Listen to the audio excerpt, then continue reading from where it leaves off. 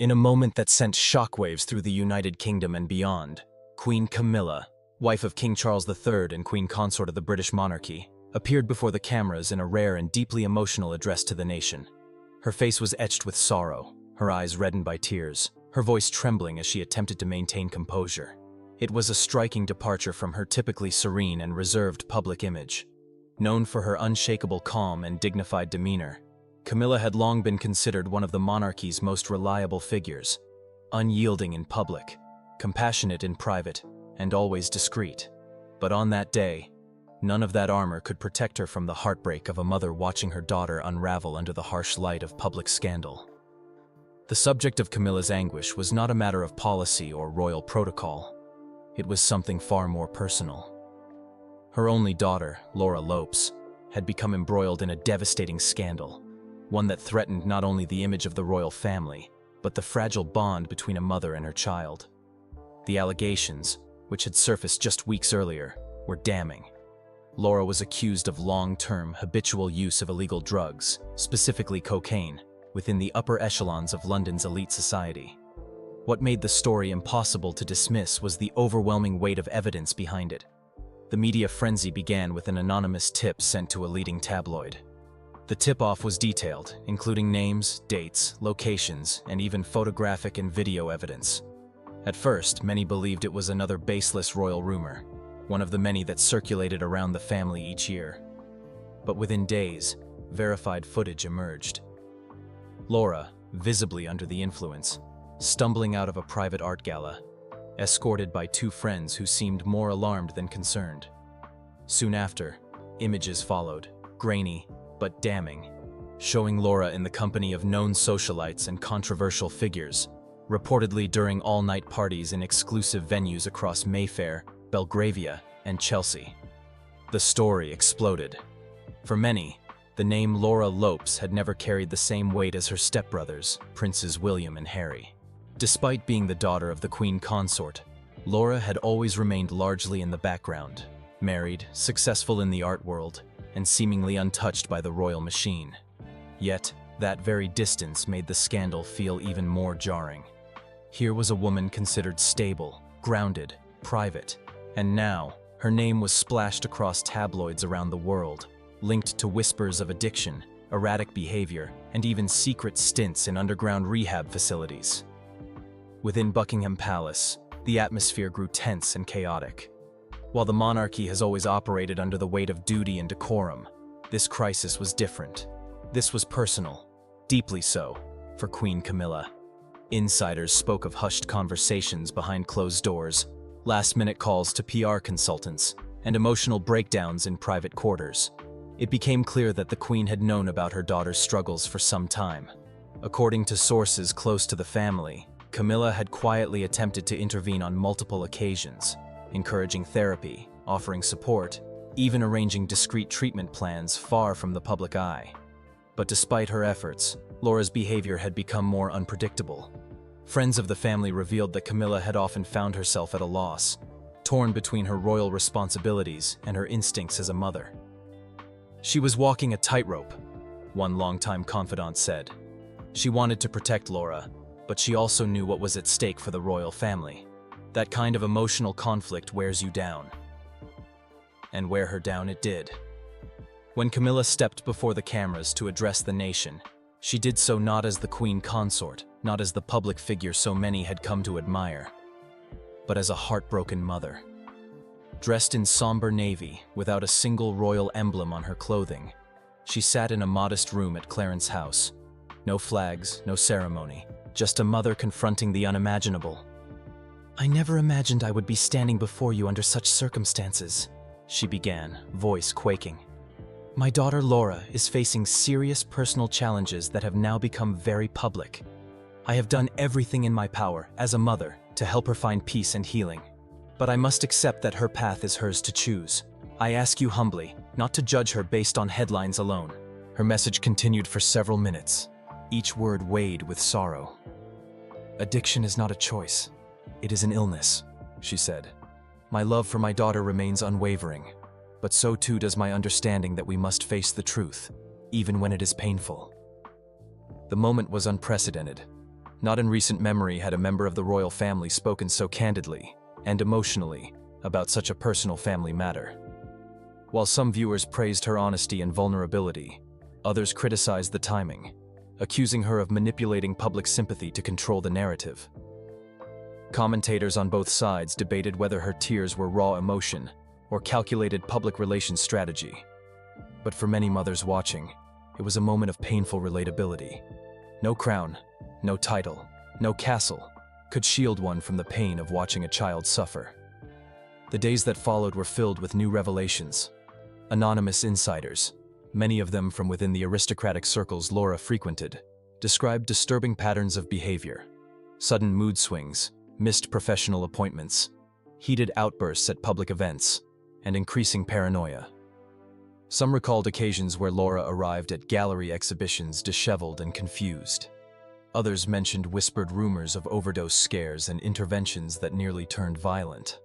And perhaps most telling of all, there were reports that several close friends had cut ties with Laura over the last year, citing concern for their own mental well-being. Camilla, meanwhile, withdrew from all royal engagements for over a week following her emotional address. Speculations swirled. Was she stepping back permanently? Had King Charles approved the statement? Was the Queen facing consequences from within the royal institution for breaking centuries-old traditions of silence and stoicism? Yet behind the scenes, those close to her say Camilla was grappling with something much more primal than palace politics: grief, shame, and helplessness.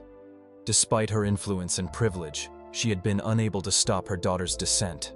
Her tears, they insisted, were real, and they were long overdue.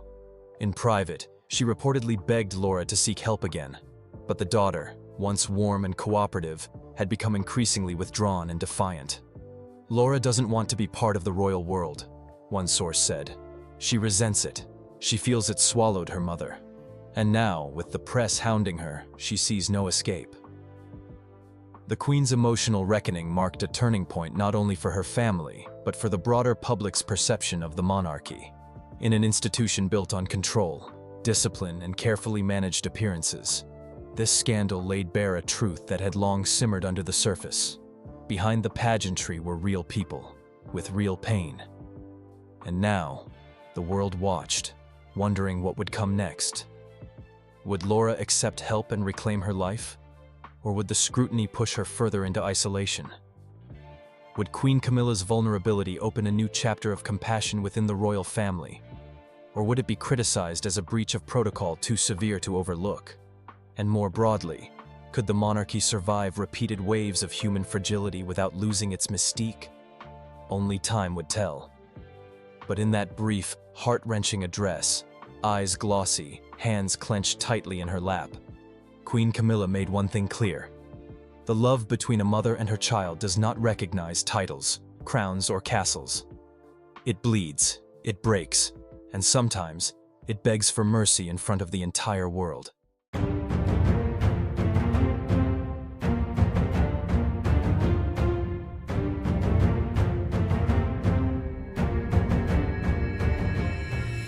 Queen Camilla has endured countless trials in the relentless spotlight of royal life, but nothing could have prepared her, or the world, for what has now emerged about her beloved son, Tom Parker Bowles.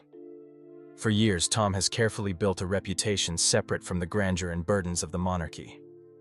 Known more for his sharp culinary critiques and well-received books than any palace intrigue, he seemed to embody an understated dignity that the public quietly respected. But now, a new and devastating revelation has pierced that carefully maintained image, forcing Camilla into the most painfully human role of all. A mother brought to tears, not by scandalous gossip or political fallout, but by the raw fear of losing her son to something darker than any headline: addiction. Tom Parker Bowles has long been the unseen thread holding part of Camilla's private world together. While the cameras and critics dissected her marriage to then Prince Charles, now King Charles, Tom remained a constant, steady presence. He smiled politely at public engagements, stayed just enough in the background to avoid stirring up headlines, and focused on his craft. To those who knew him personally, he was witty, loyal, and fiercely protective of his mother's fragile public standing. Behind closed doors, he was Camilla's confidant, the son who never asked for royal privilege, but gave her the comfort of a relationship untouched by palace politics. But that image of the reliable, good-humored food critic has been shattered by rumors that began as little more than hushed murmurs in London's social circles. Whispers of late-night disappearances, unexplained absences from family gatherings, and the unmistakable signs of a man wrestling with something far heavier than he could publicly admit. For years, close friends and even some royal aides dismissed these murmurs as cruel speculation. After all, Tom was no stranger to a drink or two, often laughing about his fondness for a good wine pairing at dinners he reviewed. But drugs? That seemed unthinkable. Yet as the whispers grew louder, they became impossible to ignore.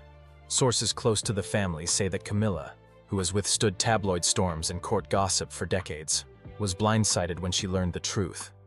Or at least enough of it to realize that the rumors were not only true, but perhaps far worse than she ever imagined.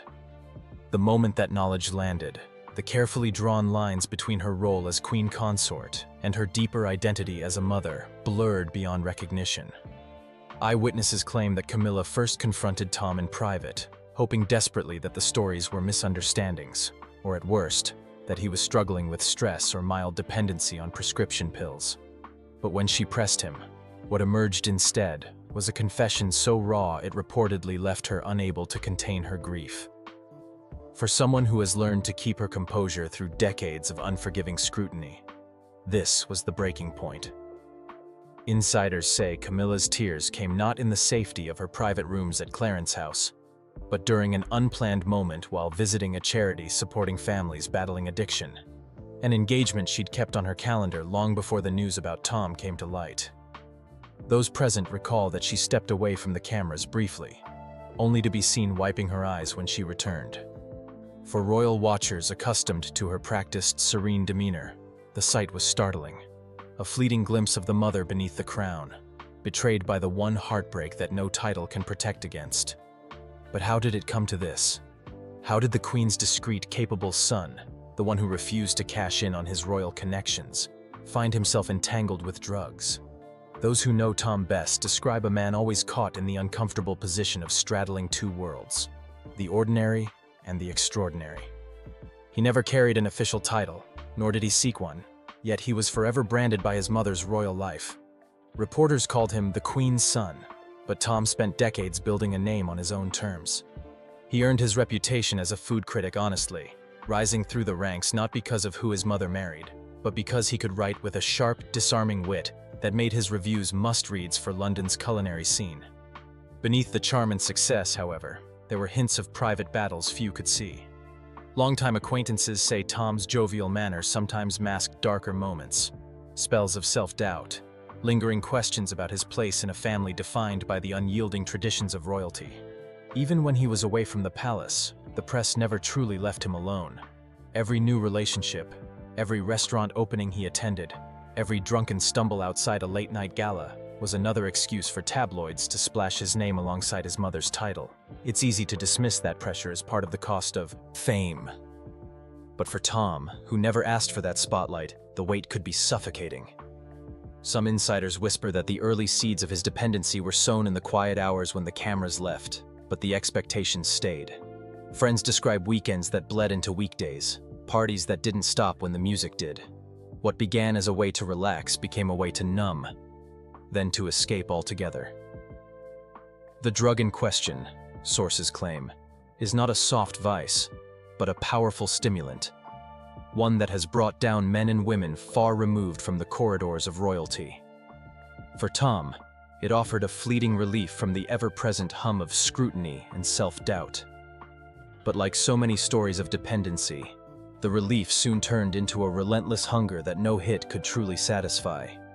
While the full extent of his use remains a closely guarded secret within royal circles, what is clear is that the situation grew severe enough to spark real fear within the family. When Camilla learned the truth, it was not merely the fact of her son's drug use that broke her. It was the realization that all her status, her carefully rebuilt reputation, her years of battling for acceptance meant nothing in the face of her child's private unraveling. In that moment, the Queen became just another mother staring into an abyss she felt powerless to close. Behind palace gates, the fallout has been profound.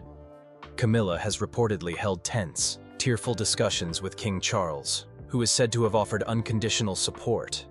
But this is not a scandal that can be spun away by the palace's seasoned press team.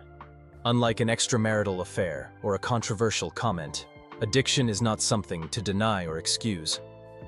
It is a deeply personal struggle, one that drags families through cycles of hope and heartbreak in equal measure. For Camilla, the shock has forced her to confront a question that haunts every parent faced with a child's addiction. How could this happen? Did she miss the signs? Was she too consumed by her own battles for public acceptance to see the private pain behind her son's polite smiles? Those close to her say these questions have become a quiet torment, replayed in long, sleepless nights and whispered phone calls to trusted confidants. But even as she grieves, Camilla has not turned away from her son. Sources close to the royal household say she has made it her mission to ensure that Tom gets help, that whatever bridges were strained or broken by this revelation can be mended by compassion and support. It's a delicate line to walk, the need to stand by him while managing the inevitable glare of public curiosity that comes with any royal family drama. What makes this moment especially raw is its timing. Just as Camilla had begun to enjoy a degree of hard-won respect as queen consort, a role she stepped into amid lingering skepticism and old grudges, she now faces a crisis that no amount of rehearsed poise can shield her from. For the British public, who have watched her transformation from the vilified other woman to a figure of steady grace beside King Charles, this glimpse of unfiltered maternal pain has stirred an unexpected wave of sympathy. For once, the tabloids have found little appetite for gloating. The story feels too intimate, too tragic in its ordinariness. Even the harshest royal critics know that addiction does not respect crowns or titles. It threads its way into families quietly, uninvited, leaving only heartbreak in its wake. Meanwhile, Tom has retreated from public life entirely. Friends say he is undergoing treatment at a discreet private facility, far from the cameras that once photographed him laughing over oysters and wine at the latest five-star restaurant opening. He has reportedly cut off all work commitments, his column on hold indefinitely, his public appearances cancelled with vague apologies about personal matters. For a man whose identity has always been rooted in showing up at book launches, food festivals, charity dinners, this sudden disappearance speaks volumes about the depth of his struggle. Still, the pain remains visible. Those close to Camilla say she continues to wrestle with the fear that she could lose her son, not to a scandal, but to the unrelenting grip of addiction itself. Every day is a question mark. Every phone call carries the weight of hope and dread in equal measure. For the wider royal household, the situation is a stark reminder that even in palaces filled with priceless art and ancient furniture, the same fragile human struggles play out behind closed doors. Addiction does not discriminate. It does not care about bloodlines or titles.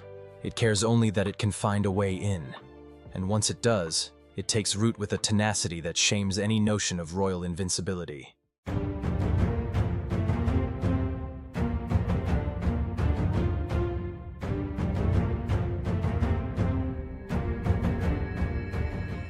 Millions watched in stunned silence as Laura Lopes lunged forward and snatched the microphone from Queen Camilla's hands on live television. The terror in the Queen Consort's eyes told the whole story. This wasn't planned. What explosive royal secrets was Laura about to expose that made Buckingham Palace cut the broadcast feed within seconds? Palace insiders confirm this wasn't just a family squabble. It was the moment the monarchy's darkest secrets nearly spilled into public view. Royal experts worldwide are still reeling from the incident, calling it unprecedented and the most significant threat to the monarchy in modern times. For the first time, we reveal what actually happened in those chaotic moments, what Laura intended to expose, and the frantic palace cover-up operation that followed. By the end of this exclusive report, you'll discover the bombshell document Laura planned to reference on air, one so damaging that intelligence services were called in within minutes. Laura Lopes has always been the invisible royal, the art curator who deliberately stayed in the shadows while her mother rose from royal mistress to queen consort. Impeccable sources close to the royal household describe Laura as thoughtful, intelligent, and fiercely private. This careful distance from the spotlight made her sudden public rebellion all the more shocking. For years, Laura maintained dignified silence through scandals, criticism, and her mother's controversial ascension to the throne. She built a respectable career in London's art world, married without fanfare, and raised her children well away from the royal circus. Palace insiders reveal Laura had become increasingly troubled by what she witnessed behind palace walls. Her rare appearances at royal functions were marked by visible tension, particularly around King Charles. At last month's garden party, keen observers noted Laura spent less than 2 minutes in conversation with her stepfather, before abruptly excusing herself. Body language experts who reviewed the footage detected extreme discomfort and barely concealed hostility beneath her polite smile. Everything changed the moment she stepped onto that stage. The charity literacy event at Royal Albert Hall was proceeding exactly as planned. Queen Camilla, dressed in royal purple and diamonds once belonging to the Queen Mother, delivered her prepared remarks with practiced ease. Security personnel stood at standard positions, completely unprepared for a threat from within the royal family itself. Television cameras broadcast the benign event to millions across Britain and worldwide via streaming services. Laura entered from stage left, moving with such purpose that staffers assumed she was part of the program. Her determined stride caught security off guard. Who would suspect the Queen's own daughter? In 3 swift steps, she reached the podium. What happened next unfolded in just 7 seconds. Yet royal watchers say those seconds will forever alter the monarchy's future. Laura's hand shot forward, grasping the microphone firmly. Camilla's expression transformed from momentary confusion to abject horror in a heartbeat. Their eyes locked in what royal biographer Malcolm Templeton calls the most charged mother-daughter confrontation in royal history. Laura turned toward the audience, opened her mouth to speak, and the feed cut to black. But you won't believe what slipped through before the blackout. In the 3 seconds before broadcast engineers scrambled to kill the feed, Laura uttered exactly 17 words. Those words, confirmed by 3 separate sources present at the event, sent immediate shockwaves through Buckingham Palace.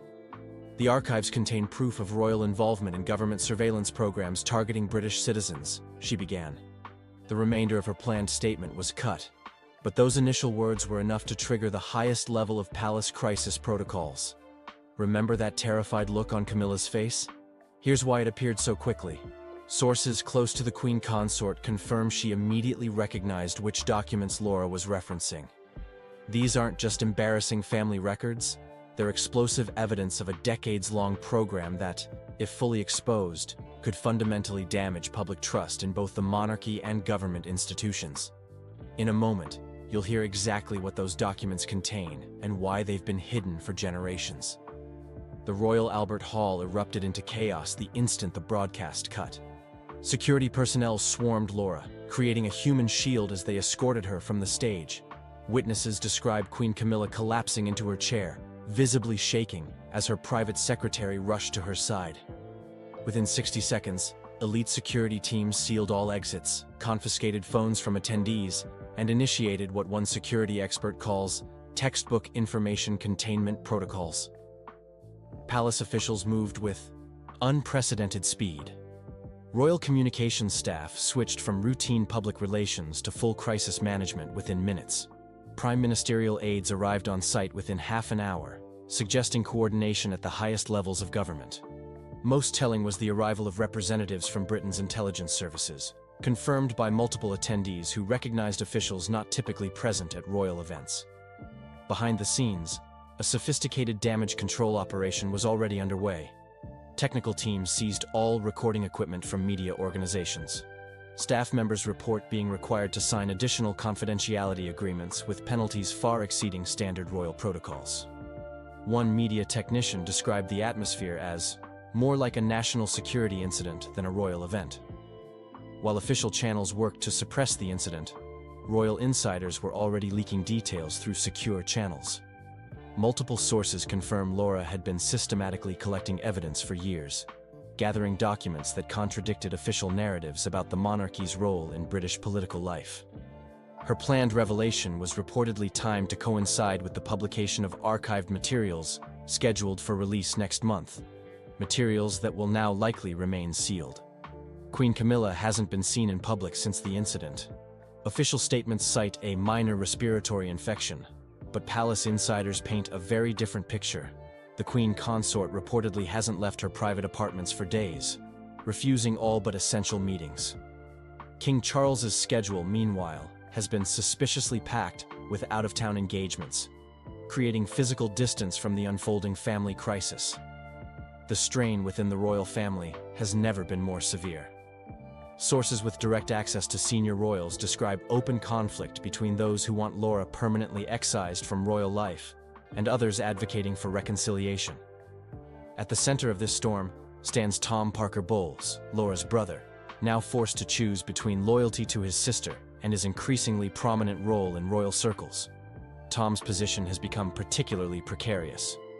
Just hours before Laura's unprecedented action, he appeared on breakfast television promoting his latest cookbook, warmly describing his mother's support for his culinary career. Now, royal watchers report he's been placed in an impossible position, pressured by palace officials to publicly distance himself from his sister, while privately attempting to mediate this explosive family rift. Prince William has reportedly taken a hardline stance, viewing Laura's actions as a direct threat to the institution he will someday lead. Those familiar with senior royal thinking say he's advocating for a complete break, arguing that any compromise would show weakness that could encourage further revelations. William's perspective carries particular weight given his influence over royal communications strategy in recent years. Most intriguing is the response from Prince Harry and Meghan. Sources close to the couple report they've made multiple attempts to contact Laura through secure channels, recognizing parallels to their own experiences challenging royal protocols.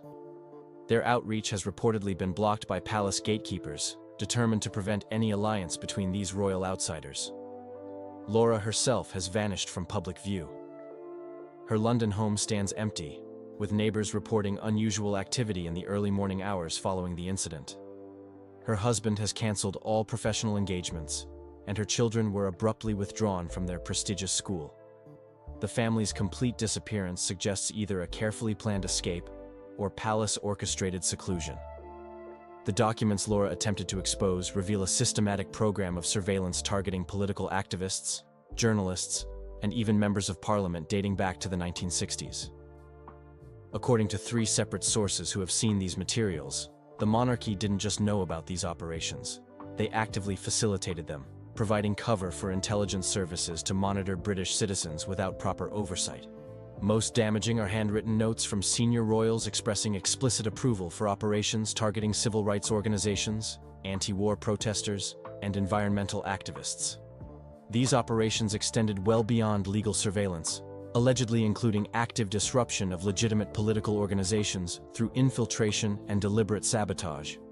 The palace's desperation to suppress these revelations explains the unprecedented scale of their response. Intelligence experts consulted for this report confirm that the mechanisms activated following Laura's attempted exposure typically reserve for extreme threats to national security. The involvement of government ministers and intelligence officials in what should be a family matter speaks volumes about what's really at stake. Within hours of the incident, an elaborate digital scrubbing operation was underway. Social media posts mentioning the event disappeared at an alarming rate. Technical experts note patterns consistent with advanced content management interventions typically reserved for national security situations. Mainstream media organizations suddenly developed collective amnesia, replacing initial reports with sanitized references to a brief technical interruption. What makes Laura's action particularly significant is her lifelong reputation for discretion. Unlike other royal rebels, she never sought the spotlight, gave interviews, or publicly criticized the institution. This wasn't an impulsive grab for attention. It was a deliberate choice by someone who had exhausted all internal channels for accountability. Sources close to Laura reveal she spent years attempting to address her concerns through proper royal protocols. She reportedly raised alarms directly with King Charles on at least 4 occasions, prepared detailed briefings for senior advisors, and even sought private counsel from former prime ministers familiar with the relevant historical periods. Every attempt was met with deflection, denial, or warnings about the consequences of pursuing such sensitive matters. The final straw, reportedly came when Laura discovered plans to permanently seal specific historical records that would have eventually become public under normal archival rules. This decision, made at the highest levels of palace leadership, convinced her that institutional self-preservation had overtaken any commitment to historical truth. What does this mean for the future of the monarchy? Royal observers suggest this unprecedented breach from within the family's inner circle creates vulnerabilities no external criticism could achieve. When the daughter of the Queen Consort herself loses faith in the institution's integrity, it raises fundamental questions about what other secrets remain hidden behind palace walls. The most immediate concern for royal strategists is what Laura might do next. Despite aggressive containment efforts, she possesses knowledge and potentially documentation that could cause incalculable damage if made public. Her complete disappearance from public view has created a dangerous unknown for an institution that survives by carefully managing its image. Palace officials fear Laura may have created what security professionals call a dead man's switch. Arrangements ensuring sensitive information becomes public automatically if she doesn't regularly prevent its release. This would explain the frantic efforts to locate her and secure any materials in her possession, evidenced by unusual activity reported at her various properties. For Queen Camilla, this represents the greatest personal and professional crisis of her life. Sources describe her as completely shattered by her daughter's actions, torn between maternal instinct and institutional duty. The woman who navigated decades of public criticism to reach the throne now faces a threat from the person she least expected: her own daughter. The recorded words that slipped through before the broadcast blackout represented just the beginning of what Laura planned to reveal. According to sources who have seen her prepared remarks, she intended to name specific royal family members who approved surveillance operations, detail financial transactions used to fund these programs, and expose ongoing efforts to prevent historical accountability.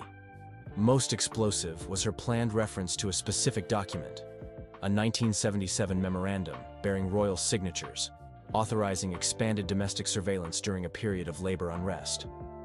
This document explicitly acknowledges the program's questionable legality, but dismisses concerns in favor of protecting established order. The palace's desperate efforts to suppress this revelation suggest the memo's authenticity is not in question. If these documents become public, royal experts suggest the constitutional implications would be far-reaching. The monarchy's carefully maintained political neutrality would be exposed as a carefully crafted fiction. Public trust, already fragile, could collapse entirely. For an institution that relies on tradition and reverence, such revelations might prove existentially threatening. The timing of Laura's action has raised additional questions among royal observers. Her move came just weeks before a scheduled state visit by controversial foreign dignitaries, a visit that would have placed her mother front and center in diplomatic ceremonies. Sources familiar with palace planning reveal that Laura had been specifically excluded from all related events despite her previous inclusion in similar functions. This deliberate sidelining reportedly came after she questioned the appropriateness of hosting leaders with questionable human rights records. The decision to grab the microphone during a high-profile charity event rather than a more private occasion suggests Laura specifically wanted maximum public impact.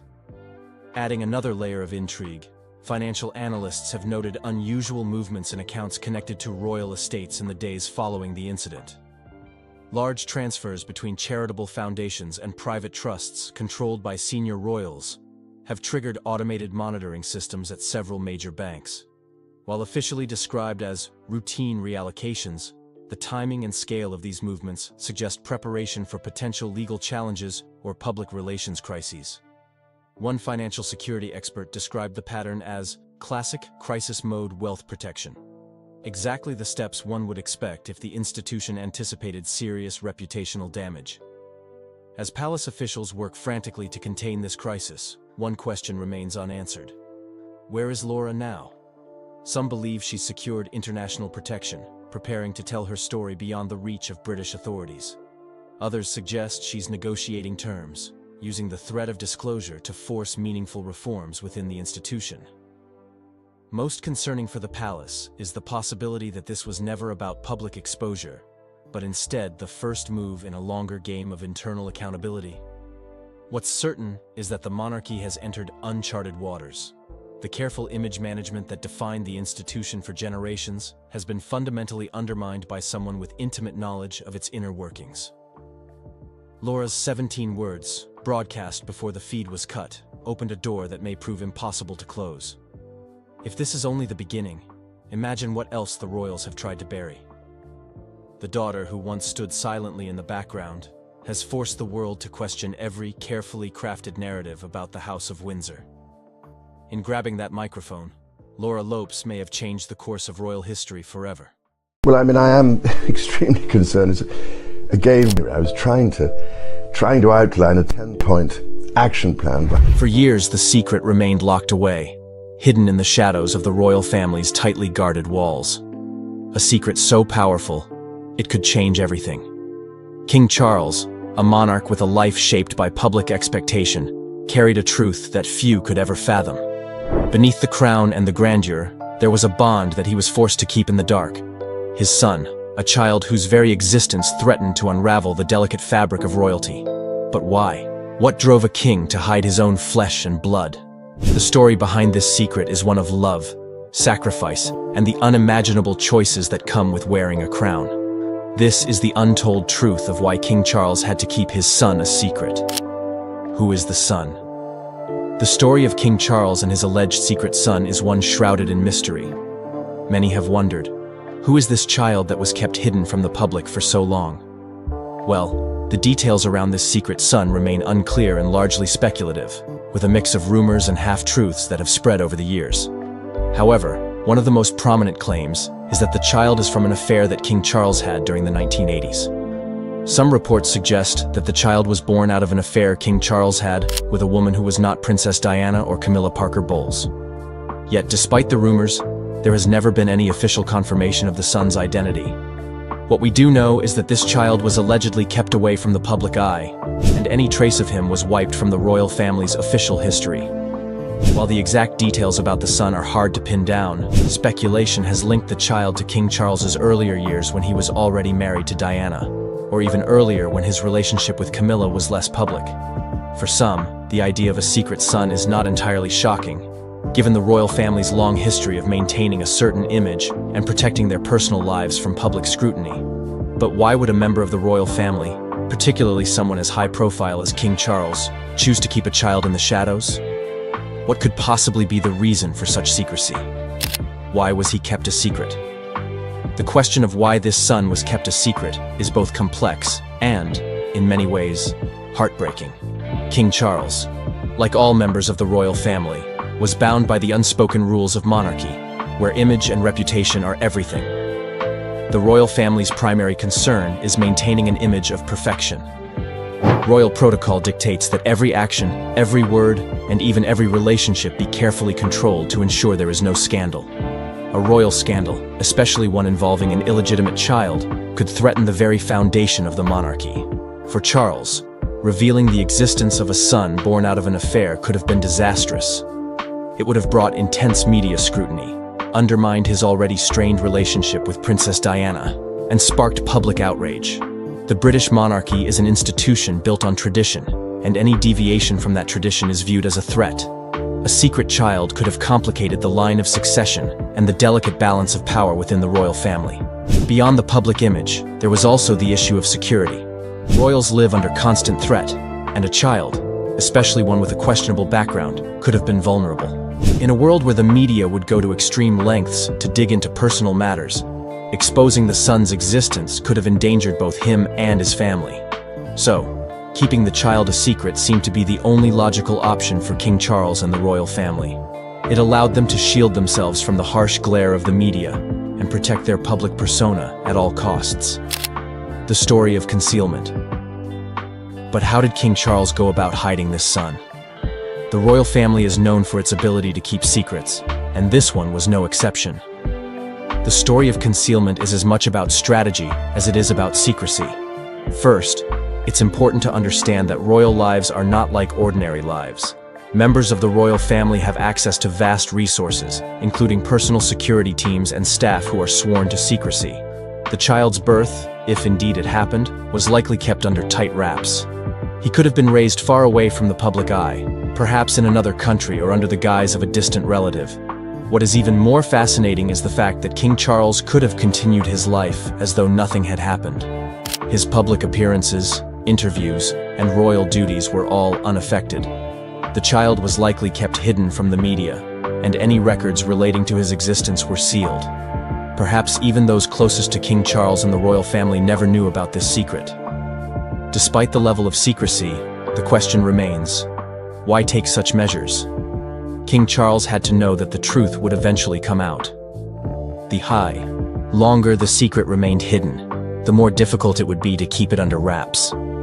But for him, the cost of revealing the truth may have been far greater than the cost of concealment. Reasons behind the secret. The royal family's reputation is everything. They are not just public figures. They represent an institution that has stood for centuries. Every member of the family is expected to act with the utmost decorum and to maintain a flawless image at all times. A scandal involving an illegitimate child would have been catastrophic, especially at a time when the royal family was already under intense public scrutiny. The monarchy's ability to remain in power is directly tied to how it is perceived by the public. Any scandal, no matter how small, could shake public confidence in the royal family. And for King Charles, who had already faced significant challenges in his personal life, this secret son could have been the tipping point. An affair, a secret child, and the potential for a broken marriage all painted a picture that the royal family could not afford to make public. The monarchy was going through enough turmoil with the breakdown of Charles and Diana's marriage, and the idea of a hidden child would have been too much to bear. The political consequences of revealing such a secret would have been immense. As the heir to the British throne, King Charles' actions could have directly affected the monarchy's future. A secret child could have complicated the line of succession, especially if there were doubts about the child's legitimacy or place in the royal family. If the secret son were to be revealed and accepted into the royal fold, it could have created a conflict with other heirs. Would the child have had a claim to the throne? Would there have been a struggle for power within the royal family? These are questions that would have undermined the stability of the monarchy and could have had serious constitutional ramifications. At the time, the royal family needed unity, not division. Exposing such a secret could have jeopardized that unity, threatening the stability of the monarchy for generations. King Charles's personal life was far from straightforward. His marriage to Princess Diana was fraught with tension, and his affair with Camilla Parker Bowles was widely known and discussed by the media. But even beyond these well-documented issues, there were personal feelings at play. King Charles's decision to keep the son a secret may have been influenced by a desire to protect his family, and particularly his children. Revealing the existence of another child, especially one from a relationship outside of his marriage to Diana, would have caused further strain between him and his children, William and Harry. There was also the matter of his own emotional state. Charles was under enormous pressure, both from his public duties and from his personal life. Keeping this secret might have been an effort to maintain some semblance of control in a life that felt increasingly out of his hands. The hidden child's life and impact. The life of the secret son, assuming he existed, would have been one of extreme secrecy. Raised away from the public eye, he would have likely been kept away from the royal spotlight entirely. While there are no confirmed details about his upbringing, it's possible that he was given a private education, shielded from the intense media attention that the royal family often faces. His life would have been vastly different from that of his half-siblings, William and Harry. Unlike them, he would have been kept hidden, with no public appearances or official titles. It's even possible that he grew up unaware of his true parentage, given the strict measures the royal family would have taken to keep the secret. Being kept a secret would have undoubtedly taken a toll on the child, especially as he grew older. The knowledge that his existence was concealed from the world could have led to feelings of isolation and confusion. Would he have ever learned the truth about his father? And how would that knowledge have shaped his relationship with King Charles, his family, and even the British public?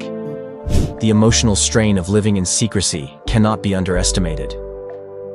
For a child who was denied the opportunity to know his father fully, the psychological impact could have been profound. How did the child cope with growing up without public recognition or connection to the royal family? The royal family is known for its strong public image, but behind the scenes, their relationships are not always as perfect as they appear. Keeping such a secret could have strained the dynamics within the family. King Charles's relationships with his children, William and Harry, would have likely been affected by the knowledge of a secret child. How did they feel about the secrecy? And what did it mean for their relationship with their father? These are questions that remain unanswered, but the impact on the family's closeness and trust would have been undeniable. If you found this story fascinating, don't forget to like, share, and subscribe for more hidden truths and untold stories. There's always more to discover. King Charles and Queen Camilla's forbidden love affair started from friendship, which eventually led to marriage, despite the controversies surrounding their relationship.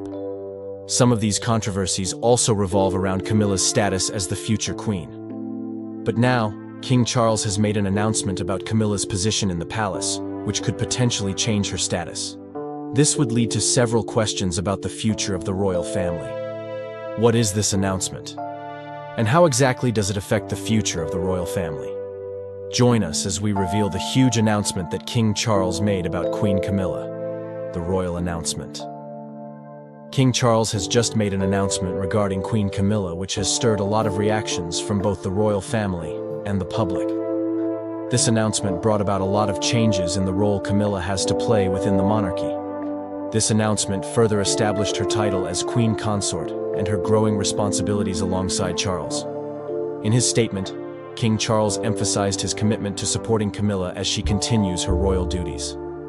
This decision is important not only as a personal acknowledgement of their marriage, but also as a strategic move to redefine the monarchy in the public eye.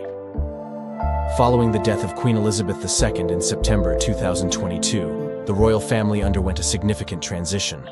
Prince Charles, her eldest son and the longest-serving heir apparent, immediately ascended the throne as King Charles III, marking a significant shift after decades of Queen Elizabeth's reign. This change brought in a fresh perspective and approach within the royal family. With King Charles now at the helm, Camilla was formally acknowledged as Queen Consort, highlighting her crucial role alongside him. This important moment is indicated by Charles's emphasis on service and community engagement, to silence the sentiments shared during his early years of public life. The couple's focus on charitable initiatives is evident, with Camilla actively championing causes like domestic violence awareness and literacy programs. Their joint efforts reflect a major shift in how the royal family engages with the public. The couple has made significant strides in fostering a more relatable and approachable image. You will not believe the reaction of the public. Keep following. The public reactions to the announcement have been positive, with many praising Camilla's dedication to her royal duties and charitable work. Her ability to connect with people from various backgrounds has played a critical role in reshaping her public image. Furthermore, their marriage shows a modern monarchy that acknowledges past controversies while looking toward the future. Also, the media reactions to this news is quite fascinating, as the opinions and comments varied. Supporters applaud this as a sign of progressive leadership, acknowledging Camilla's growth and her contributions to various causes. However, critics remained skeptical, pointing to the history of their relationship and the controversies that have surrounded it in the past. Among the royal experts, discussions emerged about whether this move would solidify Camilla's place in the monarchy, or if the public would continue to contend with her controversial past. As royal analysts analyzed the situation, they noted that this could mark a turning point for the monarchy. Many believe that Charles's decision reflects a desire to modernize the royal image, moving away from the old perceptions that have plagued the family.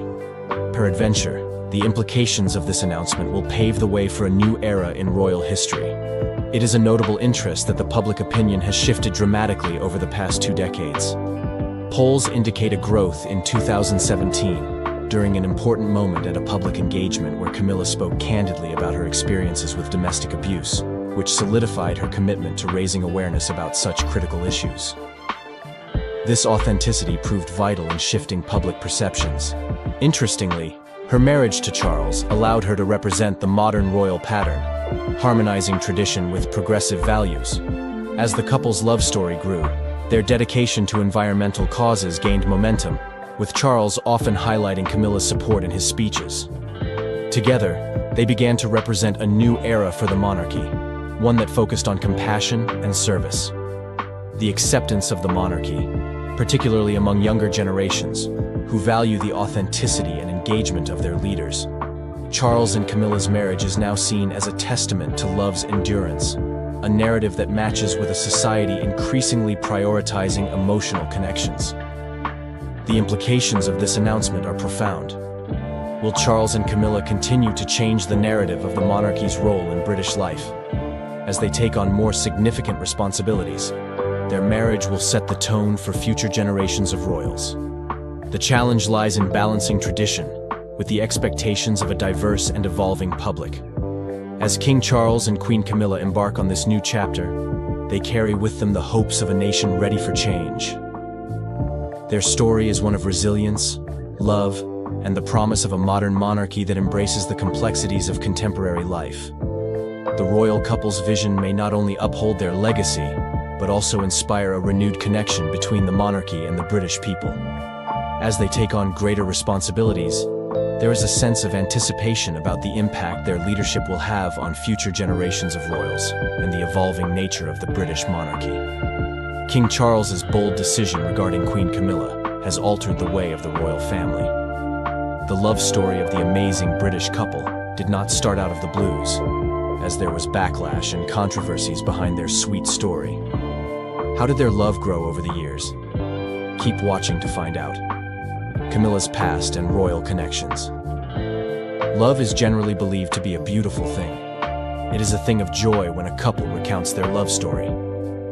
The story of King Charles and Queen Camilla began long before their marriage, tracing back to their early years.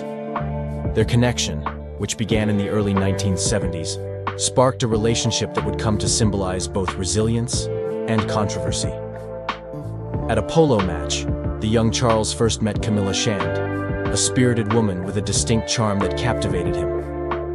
Little did they know that this chance encounter would lay the groundwork for a complex relationship filled with both joy and heartache. Camilla Rosemary Shand was born on July 17, 1947, into an upper-middle class in King's College Hospital, London. Her parents, Major Bruce Shand and Rosalind Cubitt, welcomed their second child into a family steeped in British aristocracy. Her upbringing was relatively privileged. She attended prestigious schools, including Queensgate School and the University of London, where she studied English. This background provided her with a strong foundation, and influences became pivotal in shaping her character. Growing up in a society that valued lineage, she developed a keen understanding of her social environment. When she crossed paths with Prince Charles, then the heir to the British throne, their instant connection could not be hidden. Their paths first crossed in the early 1970s, at a polo match, where mutual friends facilitated their introduction. The chemistry was immediate, and they quickly became inseparable. Yet, as the public later came to know, their burgeoning romance was fraught with complications. Camilla's marriage to Andrew Parker Bowles in 1973 added an additional layer of complexity to their connection, leading to public speculation and scrutiny. Their marriage seemed conventional on the surface, but the reality was far more complicated. At this point, the pressures of royal life began to shape their relationship. Charles, who was bound by the expectations of duty and tradition, found himself torn between his feelings for Camilla and his obligation to marry a suitable royal bride. As their friendship endured through the years, the world watched, often through the lens of scandal. Their bond, characterized by mutual affection and understanding, provided a sanctuary amid the relentless glare of the media. As expected between lovers, especially a first love, the relationship between the two was hard to detach. Despite her marriage to Andrew Parker Bowles, the bond between Charles and Camilla remained strong. Their friendship continued, characterized by secretive meetings and shared confidences, often fueling speculation and rumors. While Charles pursued a courtship with Lady Diana Spencer in the 1980s, the dynamics between the three became increasingly complicated. As the press began to dissect the royal family's every move, Camilla was often depicted as the villain in a tragic love story. The media's portrayal of her as the other woman solidified her status as a target for public scorn.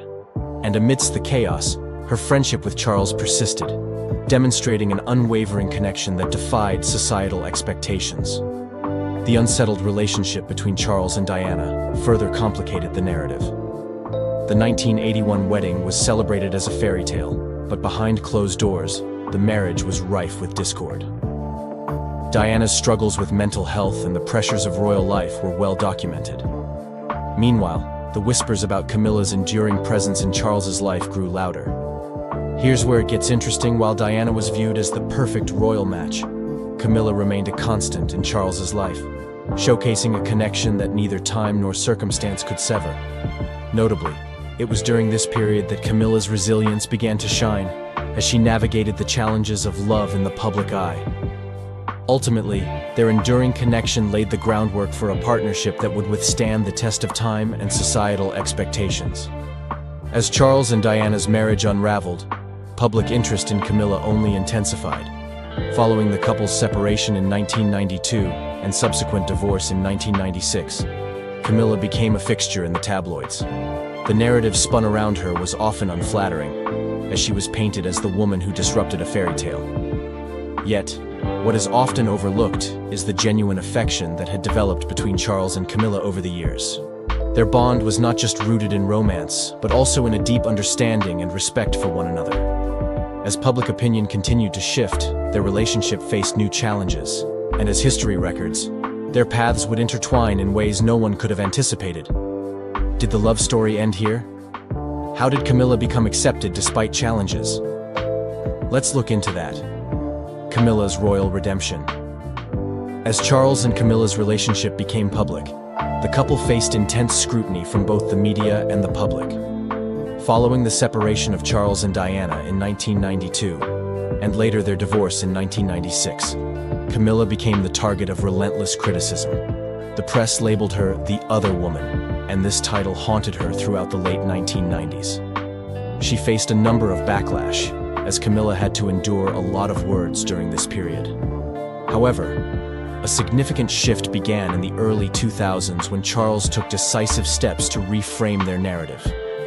In 2005, they married in a civil ceremony, marking a watershed moment in their relationship. The marriage signified not only their commitment to each other, but also a major move to reshape Camilla's public image. With the media often portraying her negatively, the royal couple set out to change the narrative of how they were seen.